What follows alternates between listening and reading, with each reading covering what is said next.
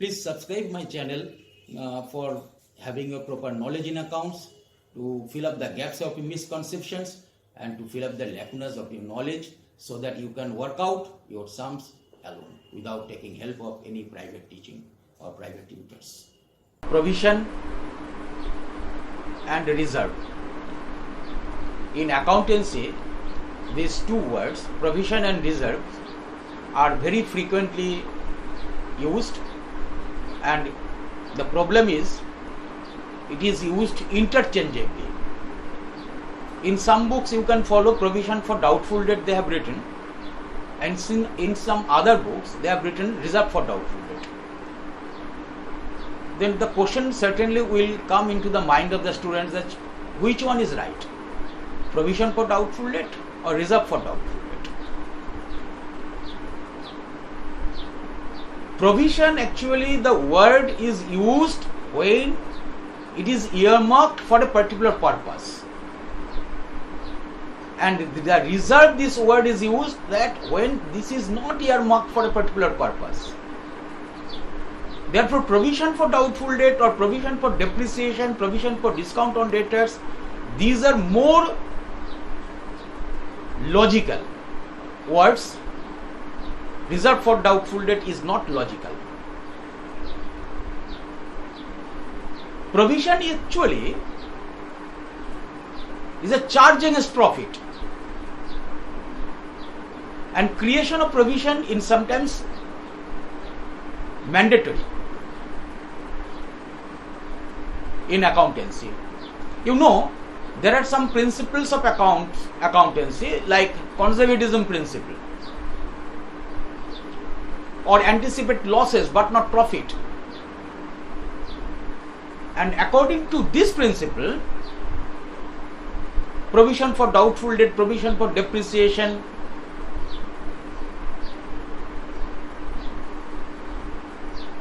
or provision for future any loss,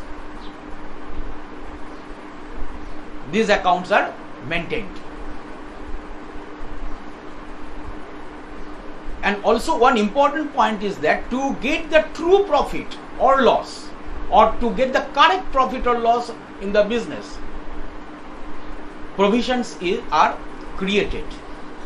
Again I am telling you, this is a charge against profit, and if there is no sufficient net profit also, provisions are to be created.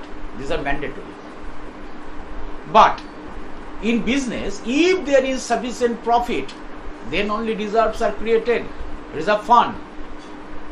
Reserve fund may be general reserve or capital reserve. General reserve is created out of revenue profit.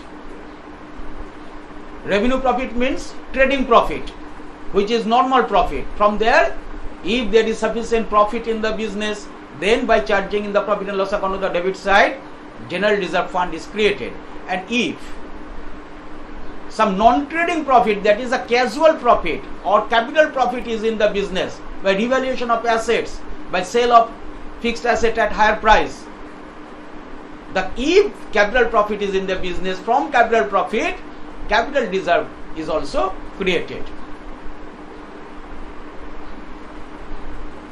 The students, you should keep in mind that provision, the word which has been used, it is earmarked for particular purpose. Therefore, provision for doubtful debt should be used, this money, for making up the bad debt, or provision for depreciation, this amount should be used for replacement of the old asset. But in case of general reserve, if there is huge amount of general reserve in the business, a good amount, may not be huge amount, for distribution of profit as dividend, the general reserve may be used. But in case of capital reserve, there are some restrictions. Dividend may not be declared from capital reserve,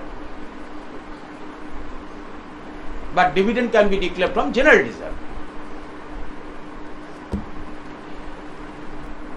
That provisions which are created by charging on the debit side of the profit and loss account,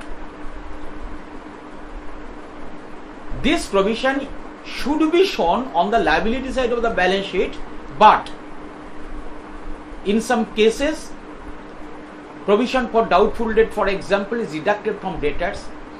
Provision for depreciation is deducted from the particular asset. This means provisions after deducting from asset, on the asset side it is also shown. But reserve should be shown on the liability side of the balance sheet.